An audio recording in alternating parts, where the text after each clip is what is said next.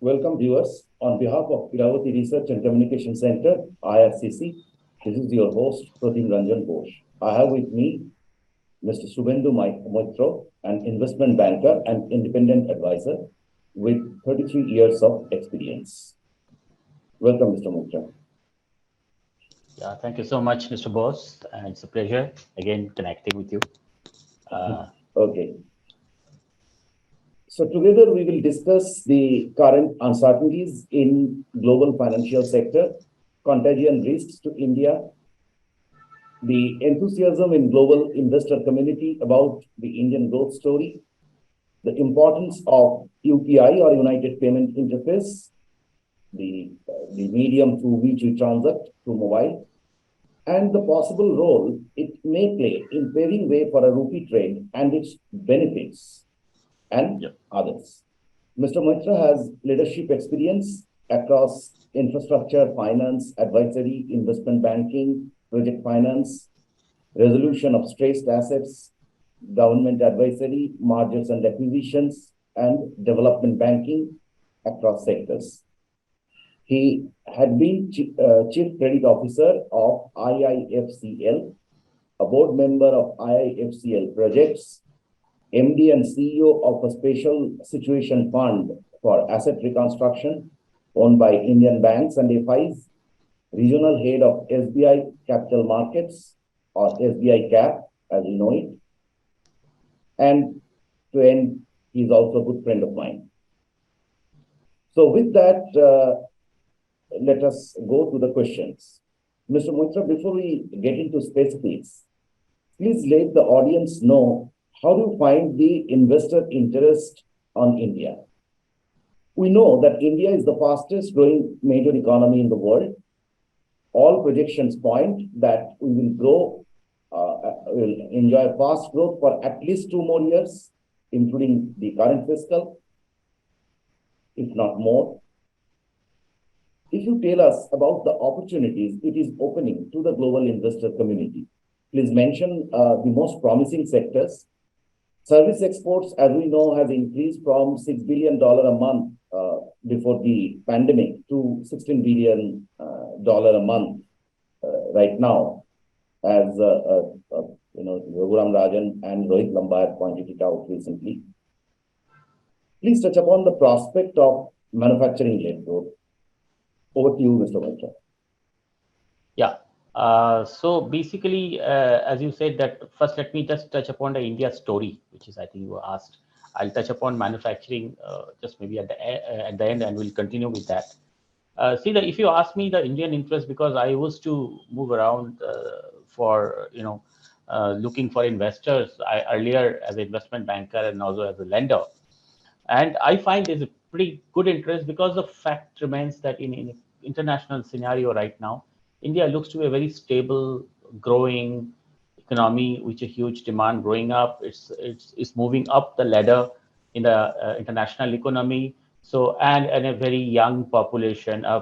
There's a huge amount of portion of the population is growing from the lower stretcher of the society or the richness to the highest one, where thereby increasing the huge consumption. There's a huge demand, huge interest across the world. Well, the traditional such economies, for example, US and Europe, they have their own issues. China has a political angle which always is not so comfortable. Some of the international investors are sometimes not very comfortable with that. Japan more or less has stabilized and there's not much growth is happening. Given that this is an area, if you just see the also internationally, the growth also, Indian growth is one of the best growing area, market in the world at this moment, the larger one, and there's a huge prospect. So there's a huge interest as such on that. In addition to manufacturing, I mean, I'll just connect because manufacturing is one thing which has a very interrelated thing of called infrastructure. So the infrastructure and manufacturing both, there is a huge interest. Infrastructure for a different reason, because Indian infrastructure is not that adequate. So there is a huge demand, there is a huge requirement, and there is and probably, if I am allowed to interject, and probably for the first time we saw a complete, comprehensive stress on infrastructure, including physical, social, and financial. Absolutely, especially the Gati Shakti national, infrastructure pipeline of 111 lakh crore. A lot of countries cannot think about it. That's a huge amount. Or even for national monetization plan of 6 lakh crore. There's a huge amount of money coming. You look at the roads, the way it has developed in the last couple of years, the way across the India roads are coming up, and it's actually something to be celebrated. Sometimes certain areas of Dedicated the freight corridor is coming up. Yes. dedicated freight corridor is there.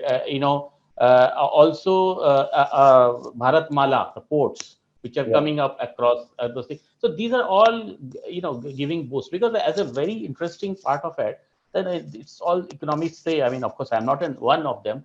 That if your growth in infrastructure is 1%, that will increase your GDP growth by 2%. It's actually it boosts. Multiplier effect.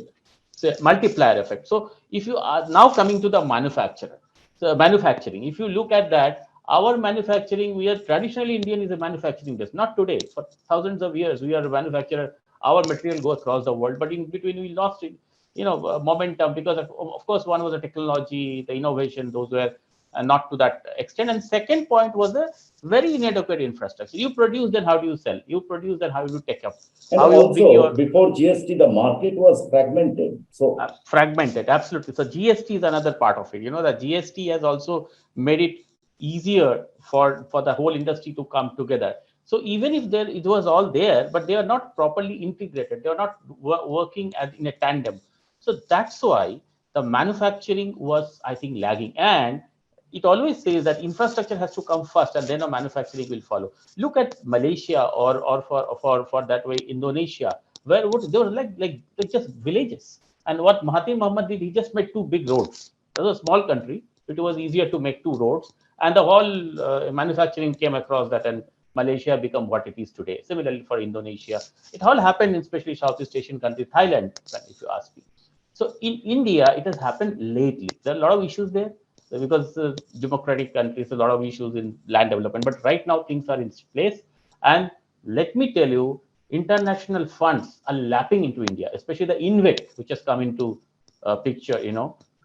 Infrastructure, funds. we saw the report on page one of Tamasek going to increase Absolutely, its exposure to double. absolutely.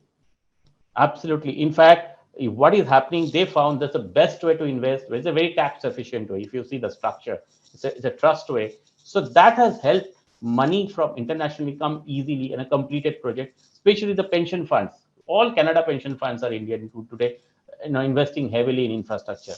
Now, with that, now let me come to your question of the manufacturing. With that, I'm sure the manufacturing will get a boost. If you look at right now, the manufacturing as a percentage of the overall GDP is something around 15 to 17%, is very low. Whereas the service is 45 to 55%. If you include power and everything, it's around 26%. Yeah, if I include power, but if I keep this, Against 45, 46% in China. yes, absolutely. So my question is that international, it happens this, service development happens, and in manufacturing happens first, and then the service. In India, it is a unique country which is up in the other way around. The service has moved faster, and now we are talking about the manufacturing. So far we are very happy. A lot of people are getting jobs in service, but the manufacturing also has a huge potential to give job. Look at that.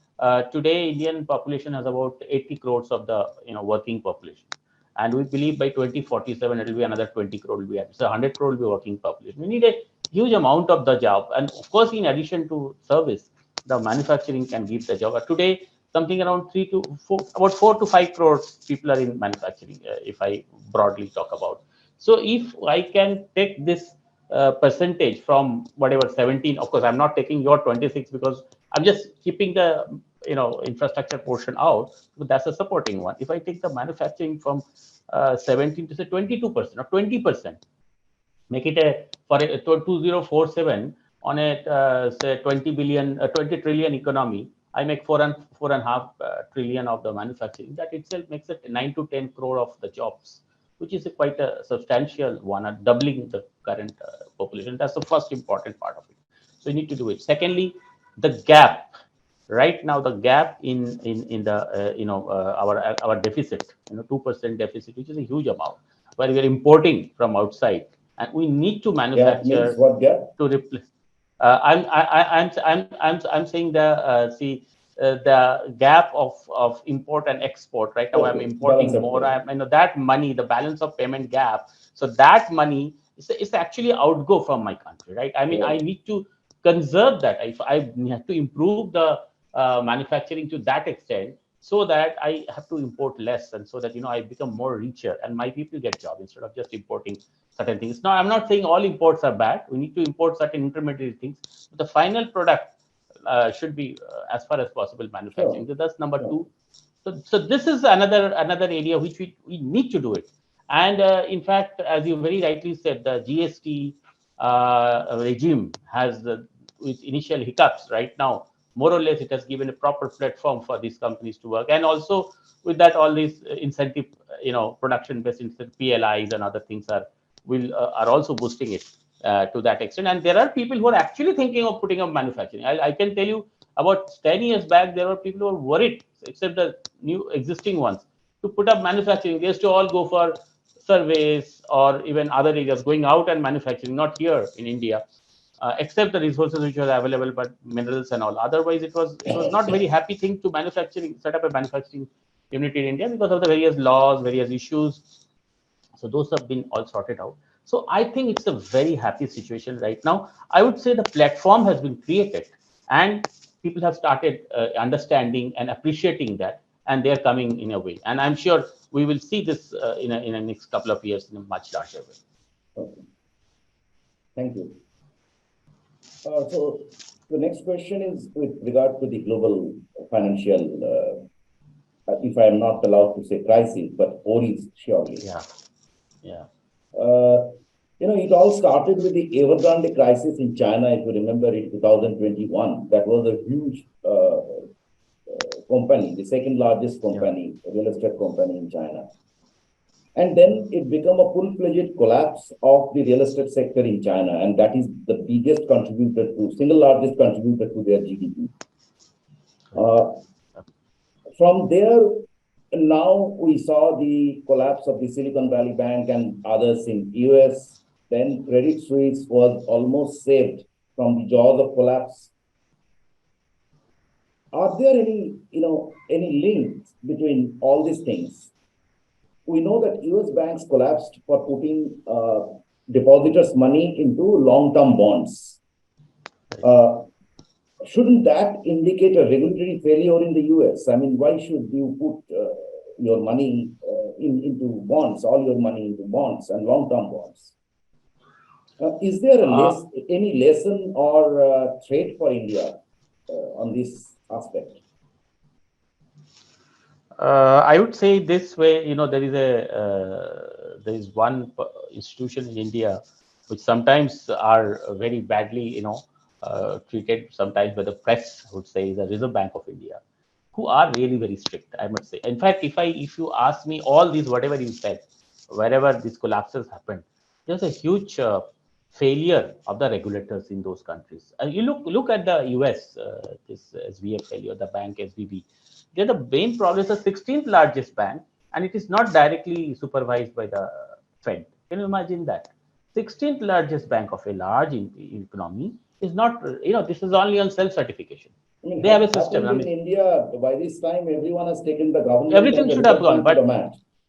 absolutely not only that. Here you see, wherever the Reserve Bank was not there earlier, you remember cooperative banks were not under Reserve Bank in that way. A Right, lot of issues we felt. Now they have taken over that also. Now people are right. not happy. I know there are a lot of people say that why should you take over? You should be more liberalized and all. But I have a belief that especially Reserve Bank has played a very nice way. So wherever the crisis happen in whichever parts of the world, we are more or less protected. To that extent. To some extent, it's a very connected economy or globally. So you will have some effect. That's a different thing. Maybe today, the Silicon Valley Bank is to fund some of the startups here in India. So they Right. may have some effect, but there's a very minimal effect. Overall, there's not going to be much effect. See that today, if you look at the large banks in India, capital adequacy is between 14 to 16% CAR, Mhm. whereas Reserve Bank has stipulated 9%. Internationally, Basel say 8%. So we have pretty strong banks, especially I'm talking to the larger banks.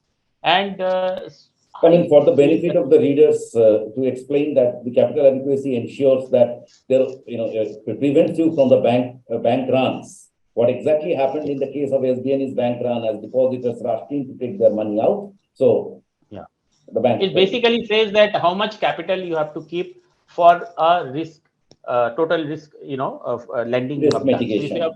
if you have done 100 crores of the risky lending, I mean, not risky, you have to take 100%. Every lending has its own, percentage of the risk. For example, a normal lending is 100%, in real estate is 150%, like that. So, you say how much you have lent and how much capital you have. Indian regulators said minimum 9%. Our large bank has a 14 to 16%. And how That's was the quite a strong. adequacy in US?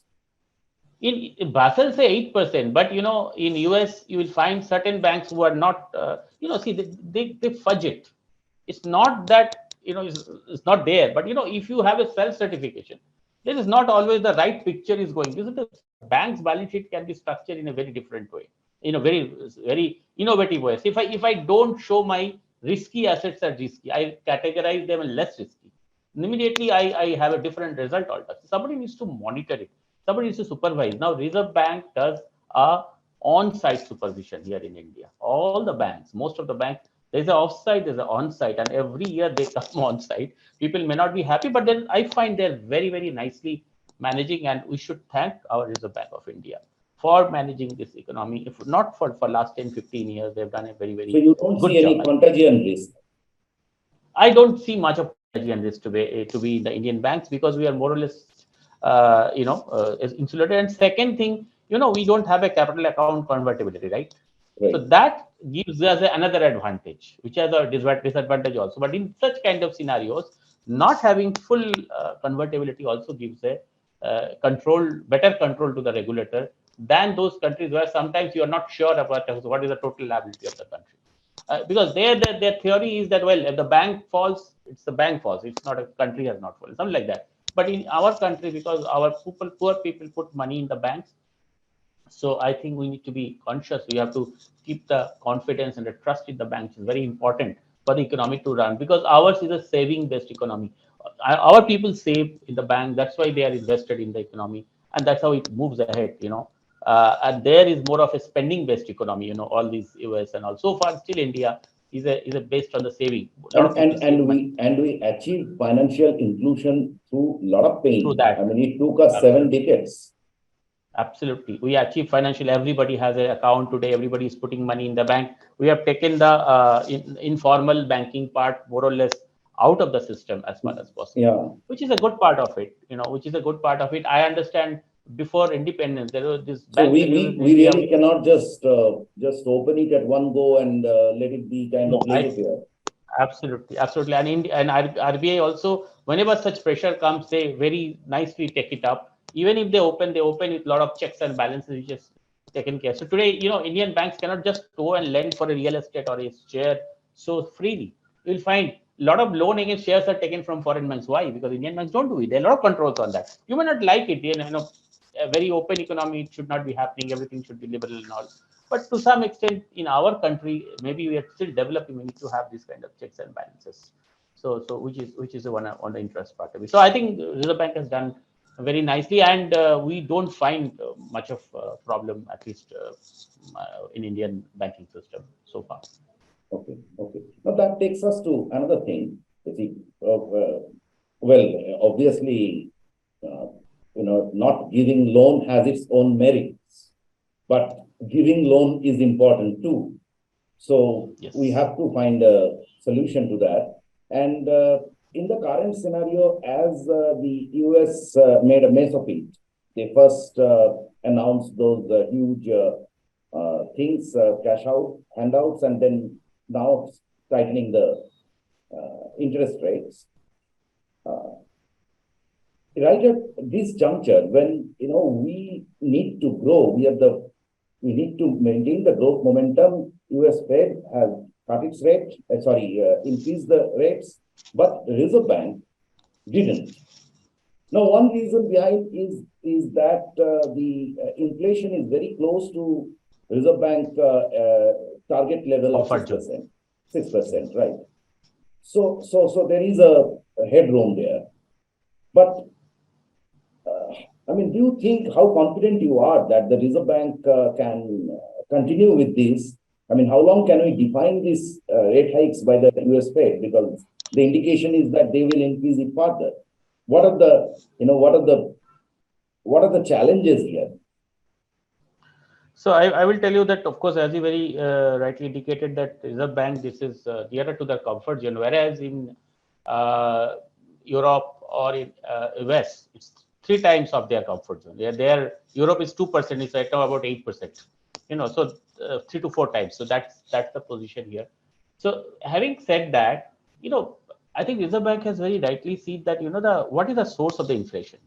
It's nothing to do with domestic. It's more of a geopolitical issues. It's not a supply side problem. It's or a demand side problem. Sorry, it's a supply side issue. But demand wise, it's not that there's a huge part of demand, so they have to reduce. It's a basically the supply has got constraint, and it is not exactly that just by increasing the rate of interest you are going to control that, because it's not it's not exactly linked to that. That's number one. Number two, considering our growth momentum and considering the situation in the country, look at that. I would say the SVP should not have happened. Maybe the rate should not have gone from 0 to 5. So 0 in US was also low, but 5 was also equally high.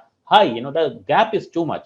So you have to be gradual. So it's not always a knee-jerk reaction of Yes, increasing that rate. was ridiculous. That was ridiculous. Ridiculous, Zero. actually. It was 0 and then it was 5. So I mean, any bank can fail. A lot of times the failure is also linked to that. So I mean, of course, SVP was maybe much should have been much more careful. But at the same time, this is a very huge gap. So that also needs to be controlled as such. And we have a very nice domestic demand and supply situation. Given that, it's not always that by increasing, there are other measures of controlling inflation, other measures of managing that. Yes, one issue will be if the rate is US or Europe is too high, the fund flow from international money flow may go the other way around. That's the only risk we have. But considering our So strong that will reduce our access to capital because yeah, absolutely. But considering that we are looking for more of a large, I mean, not of the hot money, rather the long term investment, which is in infrastructure, manufacturing. There, people don't just take money just because you have you're interested in difference. They look at the long term. So considering that, if my target is that kind of investment more, then I should not much bother about this money which comes, and maybe share market will be affected to some extent. I agree, but we should not be so bad that our ultimate growth gets affected, because I think we need to grow. We need to increase our manufacturing services infrastructure so that there's a employment generation, then the people get things in place. So basically, we need to balance the things. So that way RBI has done at least this time very in a very prudent way. But I don't know, if the US and Europe increases too much future, they may have to relook into it. But for the timing, current situation, there I think then they have taken the right decision. Okay. Interestingly, I mean, this is just an observation that despite increasing rates, the interest rate moving up and naturally access to credit is reducing proportionately. Yeah. So despite that, fourth quarter is all set to be one of the most profitable to Absolutely. the corporates, Absolutely. which means, and the consumer segment is experiencing a boom. Okay, Yes. this is one side of the story. So which means that we left the worst behind us, kind of, in terms of market One of impact. the one of the reasons I will tell that, if you see And the caps. another thing I was just pointing out that the topsy-turvy that took place last year and last couple of years. One interesting thing is that the market, I remember at the beginning of the COVID, I almost anticipated that, we are going to see a collapse. But that didn't happen. That didn't happen. Right. No, I'll just tell you that what has happened right now, why the economy, I mean, the manufacturing is doing well, is that you see, because of the COVID in between, the capacity utilization was very low. I mean, it was 30, 40, 50% average. Now it is reaching around 70, 75%, because that is the capacity utilization. Once you reach, you don't need to put much capital. Capacity is already there. You are underutilizing it. So it has reached. But yes, in future, now you see the new capex cycle will come. Once you cross 75% of capacity utilization, which is right now going to happen maybe this quarter, then people will start investing. I'm already getting interest of the people of putting up new project or expansion or something. You need to put up new assets for the new demand as well.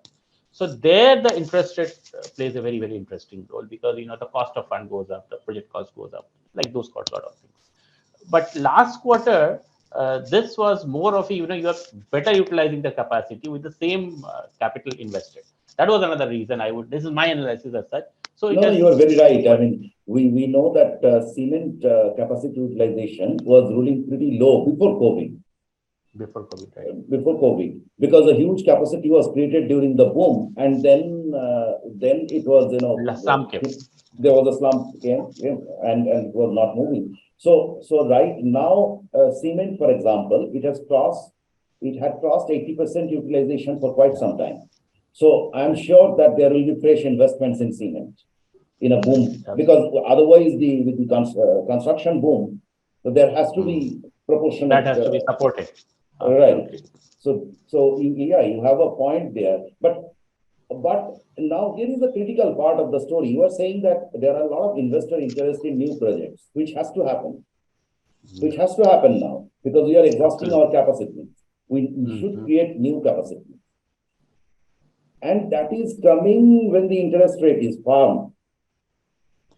Ideally, a lower interest rate should have helped, because if we remember the last boom, that was between 2004 and 2009, interest was pretty low. Yeah, right.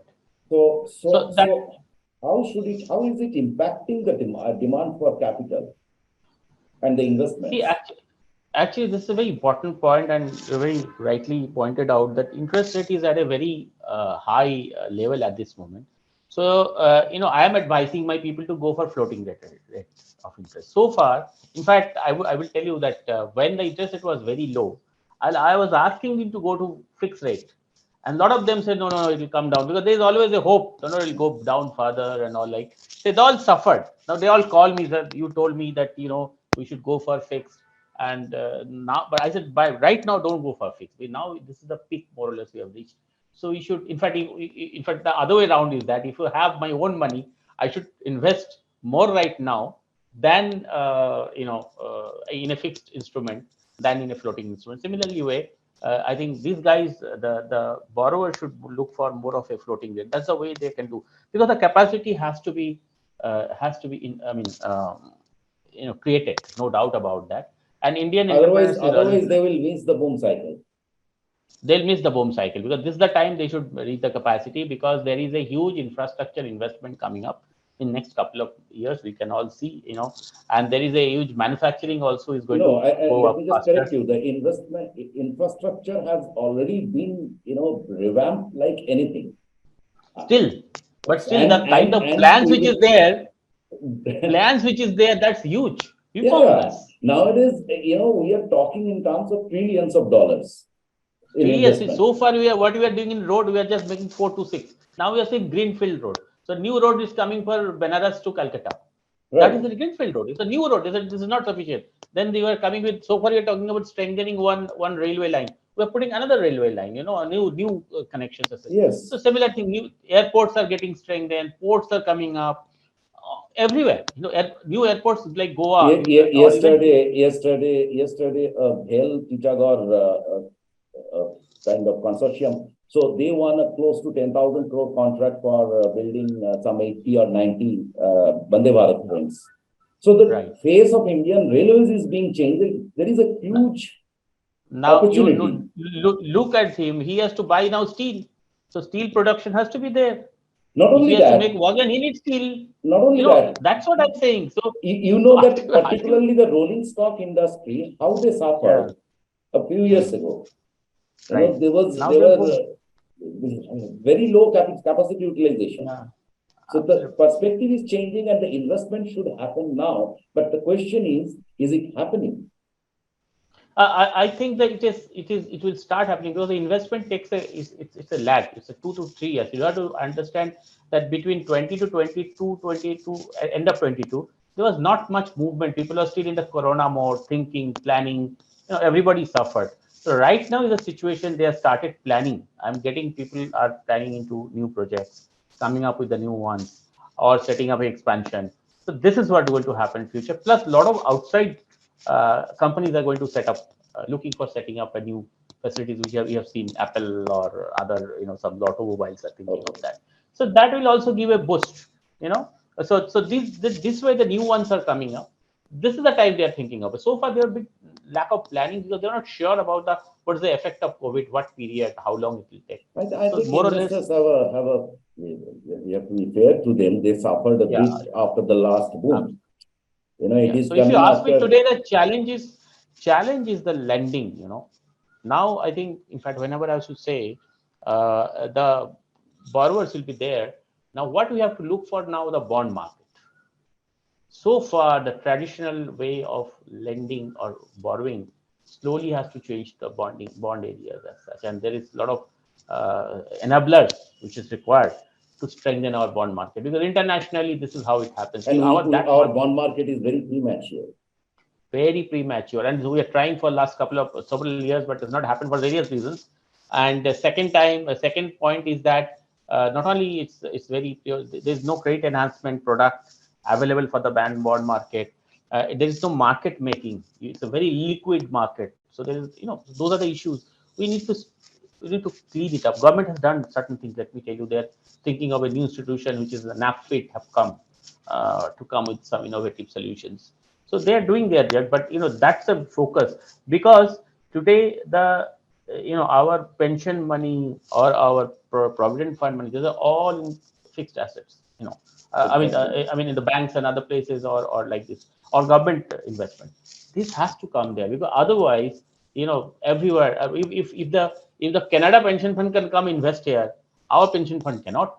So this has to now happen, and government has to do some enabling thing which we have started doing, and that will help us in raising money, new source of money which will be going into this kind of capex and other facilities, infrastructures and other, which is very important. Right. We need money right now. In addition to the traditional way of raising money, we need to have new ways of raising money in this country at this moment. Right. A thriving financial market is key for the Yeah, next level of growth, yeah, because the developed absolutely. countries all have very thriving Very capital exciting. market, and our companies. This is one reason why often the companies that are investing in India, actually they set up companies in abroad, in Singapore or some other place, for Because this, simply these things, this the absolutely access to a better marketplace, financial capital marketplace. market. Right. Absolutely. So that's what, through in which something has happened for infrastructure, and new areas of the normal bonds for the manufacturing should also Yes, now in which pick has up. been a good disruption, but A lot the, of bands have happened there. there has to be more. I mean, I think our financial mandarins should take more interest in developing that market. Yeah, let me tell you, they're doing that. They're trying to thinking of making a market making institution who will do this, market making for the liquidity of the bonds. This is planned. There is a credit enhancement product which has been launched, which has so far not been very successful. They're trying to refine it. So the credit enhancement, because what happens, the triple B rated bond is not accepted in the market. If somebody can enhance it to double A, there is a acceptability. And like people like you and me will go to double A rated bonds, because we don't want to go for risky bonds. We don't have that kind of mindset. So those kind of things are happening, fortunately. So it will take the effect will come in next couple of Yes, and years. I would also like to add that with the world's third or fourth, third probably largest concentration of startups, which means there is a new state of entrepreneurship. Absolutely. Okay, for Yeah. the first time we are seeing that, and so there has to be access to capital there is a gap in between. On the one hand, banks are flushed with cash, and on the other hand, people are looking for funds. So the two So so must why come. they have to look, why they have to look for SBB? Why should not be SBB India? Not SBB which will fail, but the strong SBB of India which will be funding such venture things. We don't have that kind of banks at this moment. So Market that needs to be, because facilitation. the regulations and all needs to also I think move ahead and create a particular space for them. So that's one important part of it. the next question is about this, dependence on dollar. The world is paying a price for its dependence on dollar.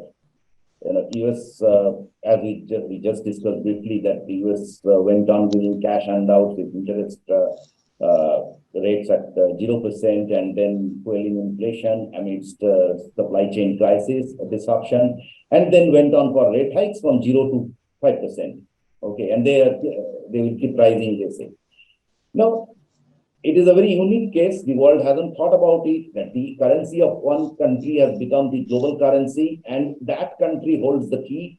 Any failure on their part can affect others. And that led to the abnormal strengthening of dollar and the balance of payment crisis for importing nations. I mean, the problems that Bangladeshis and etc. are facing is because of, a large part is contributed by this abnormal strengthening of dollar. The world is looking for non-dollar trade as a solution. BRICS, Shanghai Cooperation, and I think everyone is discussing, they are discussing common currencies. India has also launched rupee trade window.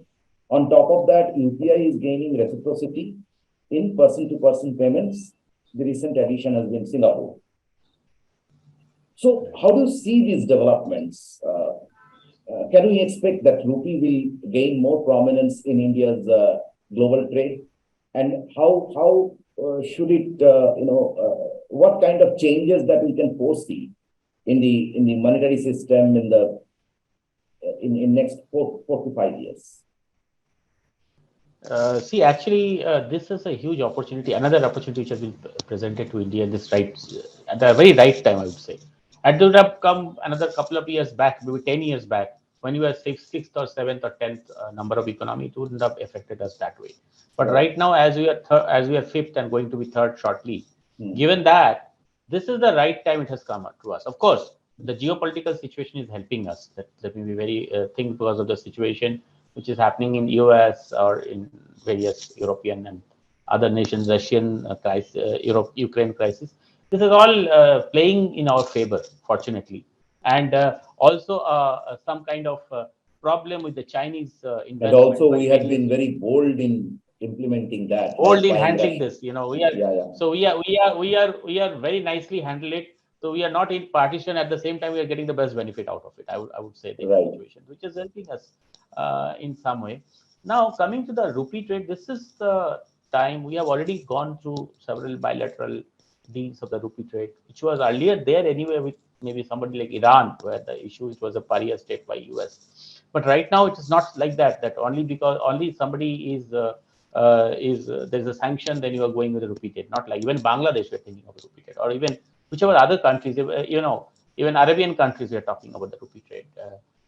Russia, Saudi Arab. So given that, we have a huge import bill with them. So if it is converted into rupee, then it means a commensurating reduction in the demand for dollar. Demand for the dollar and our dependence on dollar, and especially earlier it was all fine because US economy was supposed to be a very stable economy. But as last couple of years, it's become very unstable. As you said, 0 to 5% interest, an economy which is pretty unstable. Even India, they are simply passing on inflation. They have problems to others. They have problems to others. Yeah, absolutely. Their problem is being faced by all the countries. One and their dollar is strong. So this is the right time. I think the BRICS, through the BRICS. Now, I only have a apprehension that this may not happen. That there will be another strong currency will come. There will be multiple currencies which will be working. Like earlier also, before this US dollar became so strong, there were sterling, there was a krone. Various currencies were being traded. Now, Indian rupee was not there, but others economy which was strong at that time they were working. So I think we are going into that particular scenario. Yes, there was a time when pound sterling was there. Then the Swiss franc was there. Then French lira. All kinds of excuse me, all kinds of currencies were being used. Suddenly, it happens that US took over almost the whole currency business across the world. Now, I believe we are going to that area. So, if whether India, China all together will form a currency, I don't know. it's a very long ask given the current scenario, but there will be a lot of such currencies which will be playing. An Indian rupee being a third or fourth or fifth, whatever largest economy, will play a very good role, and it will reduce our dependence and it will strengthen our economy. Again, it's a cascading up. As we have more of our own currency trading, it will help us in managing this. Suddenly, like the oil prices, when it goes up, it's not only the oil prices goes up, the dollar also goes up. We get hit by both the sides. Somebody told me a couple of years back in a bank treasury that you should never look at Indian currency to dollar in a positive way, because across the years you will always have to depreciate it. Rupee will depreciate against dollar, because we are totally dependent on oil, and oil will be linked to the dollar, and oil prices will go up and we will be suffering. Yes, See, yes, this yes. can There is this straight formula, that Yeah, if the dollar absolutely. goes up, So, oil goes down, kind of. so like that. So basically, considering that, I think we are in a very sweet spot, I would say, and we should pursue this as much as possible with various countries bilaterally. Even in a group, it's also fine, like BRICS or somewhere. Like in fact, these BRICS are also trying to create a alternative of SWIFT, which is a international money transfer. They are trying to Yes, create that a was my different. question. When you shift away from, there is probably no direct link. You can trade through SWIFT uh, Yeah, in different currencies, yeah, but absolutely, you can do it. but there Yeah, is this also an effort to get out of SWIFT and have your own get channel. out of SWIFT. Yeah, so what India is trying to get benefit out of, will tell you, because of a strong IT systems and IT knowledge, we are trying to, whatever the alternative, we are trying to have a good control on that. India is saying, I mean, let the SWIFT be handled by the Indian corporates also, or Indian companies, or government-backed companies or something. There's a chance of that. Right now, SWIFT is totally in the hand of the developed countries, which if we can get a Which separate is a platform, geopolitical risk. absolutely geopolitical, which will I have a mean, we geopolitical needed oil risk. from Iran. We needed oil from Yeah, Iran, and Iran was a yeah, good market for our teas. It is a absolutely. basic necessity. Oil is our Mhm. basic necessity. Tea is their basic There necessity. is a So it was not coming under your sanction. First of all, it was your country sanction. It was not an right. UN sanction. Even And sanction, yes, because of your dominance in that system, so you harm my trade. absolutely. Not only that, not because they don't allow that, even a bank which has to have a branch in those countries, they cannot be in that trade. Earlier, remember, only the UCO bank used to handle, because they're not having branches outside. It was not possible to do by the other banks who have branches outside, because then they will blacklist them. So this kind of things which is going to happen, like currency It trading, is a own currency dadagiri trading. in financial world. Absolutely. So that is, if Dadagiri goes, one good part is that we will be in a better position. Had we been very weak economy, we would have been in better position. We would have been at mercy of somebody else. But because we are going to be in the similar time as stronger economy, so we'll be in a better position to take advantage of that. That is my view. So we should be happy with that, and we should pursue as far as possible in that particular area. Right. So our improvement in our ranks in terms Yeah. of geopolitical significance, our Yes. overall economic significance. In 2014, we were 10th largest economy. Now Yes. we are fifth Yes. largest, and in a year or two, we will be third largest. Third So largest. Yes. yeah, so often people don't understand that what is the meaning of that. It is actually Exactly. translating, Yeah. into your strengths somewhere to bargain, Absolutely. and that strength is Yes. required. So like in a multipolar world, from unipolar, the world has once again been multipolar, and it will be Multipolar. Yes. multipolar. We are Mhm. going to see multi currencies, international Yes. currencies. That is the Yeah. clear trend. Absolutely. Maybe a basket of the currencies which will be traded, and rupee should be one of them. So that is Only good for thing the importing nations, that is particularly good. smaller nations. Only thing that may tell us. I mean, that may push us to go for the convertibility. Right now we're That not is convert. obviously, you You have to cannot go just for convertible to take advantage sometime of you that. have to. Do You you have to do see? it. You Do you cannot say foresee I will take benefit convertibility of. in next 5 years? Yeah, in fact, I believe that if this happens, this is happening the way, next 5 years there will be much more relaxed convertibility. I do not know See, whether it's a full convertibility. It will be much more relaxed convertibility, I would say. right. China also doesn't have a full convertibility. But Yeah. their degree of convertibility is much better than us. Much better than us. Yeah, right. Thai currency is more convertible than ours. Yeah, all Southeast Asian ones are convertible. Of course, they suffered because of that. They suffered during the last Asian financial crisis. meltdown. Yeah, so because of that, we didn't suffer because we were not convertible. But we also need to, because if we are thinking of trading in our currency with so many countries, we need to look for. We need to open up a bit. We cannot remain insulated. Yeah, absolutely. So I think government has such an idea when we see that, if the current growth momentum continues, and it is more or less certain that China is not going to pick up before 2030. Kind of, maybe 1 year plus minus, but they have a lot of restructuring to do.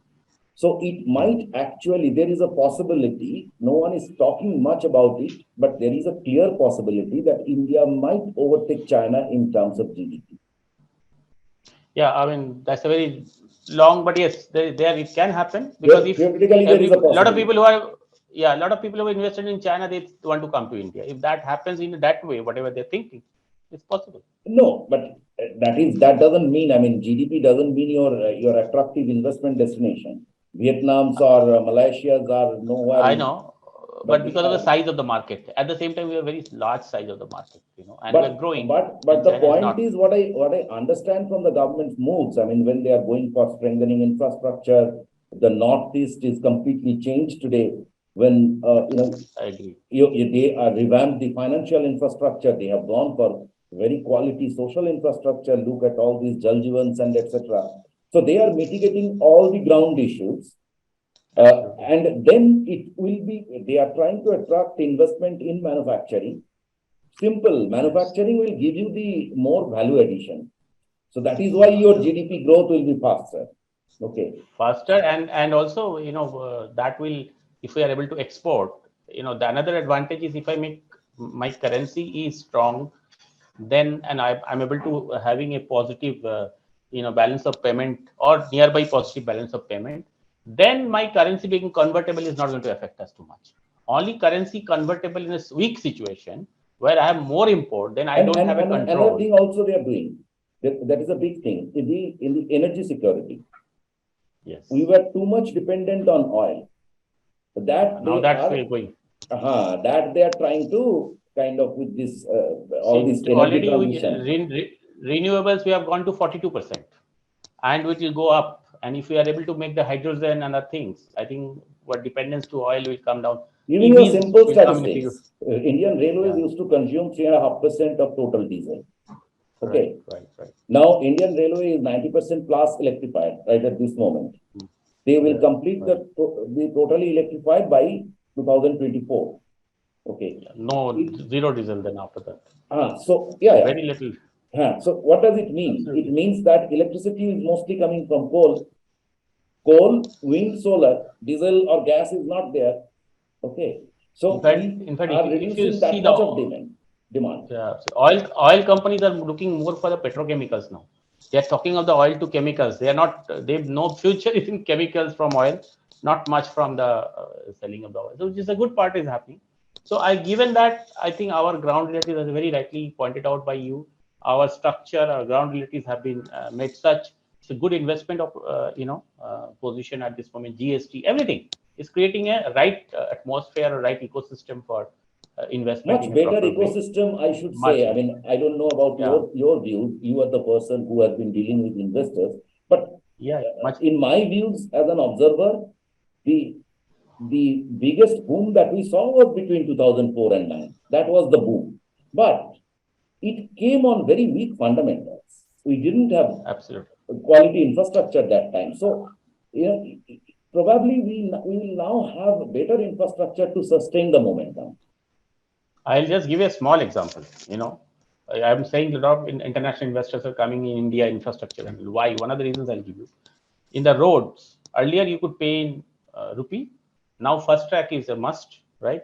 Slowly we'll go to the global, GPS based one. Now that has reduced the leakage like anything. So the investor, because investor is not on ground, he doesn't know, he has purchased a road, then how much gets leakage, he doesn't know. Now it's very easy for him. he knows that 99% of money is coming through first track. So chance of leakage is almost minimal. It's not that somebody just goes and you can pay and get out like You that. know, So this is one of the examples. it was So our then daily life there is example. interest. It was our daily life Absolutely. experience at toll Absolutely, I'm saying. gates. So basically, so that gives confidence to international investors to come. Earlier, only the local one who can manage that, those kind of guys will be there. Now, anybody, an international fund will come and invest. They know the structures and situation are interesting. It's just a small example. So a lot of things are happening in the similar direction, to Right. make things easier for investment, I would say. Okay. So that takes us to the end of the last question of the discussion. You spoke about Apple. Now there is a saying that wherever Apple goes, other manufacturers follow. This is often repeated. Now Apple has indeed come to India. They were in India, but producing lower denomination phones. But right now, it is as per the plan, they are going to source 25% of the Pro lines Right. in some time. And we are seeing that the mobile phone exports are increasing by leaps and bounds. Yes. To what extent it has evoked investors' interest in manufacturing in India? And what are the hurdles that, in realizing that, you are the facilitator, so you will be knowing. So basically, as you said, that these people have come, they are hard businessmen. So they don't have not come for fun or somebody has invited them. So they have come to set you up here, something like that. There is a reason behind it, and that reason is there. Now, this is one of the areas. So India always have had, international. I mean, for again centuries, I would say. For centuries, we had better manufacturing. We were the good manufacturers. We used to supply in the Silk Route to others, whether it's a textile or anything like that. Yes. Subsequently, we became very, very good manufacturing pharmaceuticals. But so far, if you look at that, we were in the lower stretch of the manufacturing. Right. Now we are going to maybe the higher straight out, the more value addition straight out. What used to initially, if you know what manufacturing India used to do, bulk drugs. Then from drugs they just make the tablets and all and sell it to others, cheaper drugs and all like that. Now there's no R&D. Now this is the time Indians are going for innovation. So this is the hurdles. What we are saying, going forward, we are reached where we are, and there are people getting attracted to us because of various reasons. Our infrastructure is there. We have a regular power supply, not only regular power supply, good frequency, which is a stable power supply. 99.9% households in this country, yes, have a grid electric supply. And the average service time in a day is 21 hours plus in the rurals. That is one part of it. Secondly, not only grid, the supply assurance, also the stability of the supply, the frequency of the supply. There will be changes in frequency. Those things have been all transmission distribution system has been things. So people are coming here. We have all faced that. So we know what was there, especially this rural is our areas, experience, life interiors. experience. Yeah, life experience in the last 20 years, 25 years, we have seen that. Now, given that we are getting something, but now next what we have to come from R&D. Next, it has to come from improving in competitiveness, which is what we have to work. Not only the government will not only work. Government can give you a PLI, but even our manufacturers, our chambers, they should work very deeply and work with them, and also have innovation and R&D as a part of their policy. It was not there earlier. It was like, oh, somebody will do R&D, I will just make it and sell it. It's not going to happen anymore.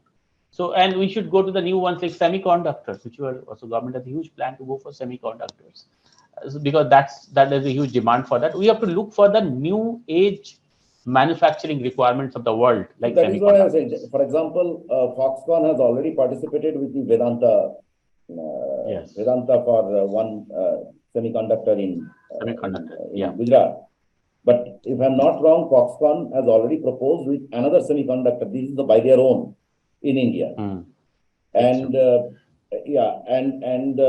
has been, I think Foxconn has also entered into one MOU with Telangana and one with Karnataka recently. So there has been, so we are seeing that kind of, but there are, say, for example, PLI. Okay. You can tell me better whether probably all PLI schemes are not, haven't As proved as attractive. attractive. Exactly. This But is I would put one side of the story. I'll put it this way. Initially, GST had a lot of issues, right? When we actually came with the GST, it takes time. Maybe the government will also learn what exactly they have to tweak so that it becomes attractive. So it comes initially from various sources, Niti Aayog, and they come with the plan, and then they tweak it. Looking into it, it takes time. Especially in our country, it takes maybe a bit more time. Right now, it's of course faster. So that's one part. I feel that will be taken care of wherever such issues are there, because That the their government is intention of also the saying. That very the intention government of the is government also is saying. very clear, very clear. They want to improve increase the manufacturing. So the PLI is for that. So it's not that PLI is just a scheme. Earlier we used to have schemes. No, the scheme has been launched. Not that scheme. What result is coming, we then took it. So They're that's not very an issue. focused. They're very focused. That is why there is a Look at the selection process. absolutely. So look at the GST. I'll give the example. GST initially a lot of issues.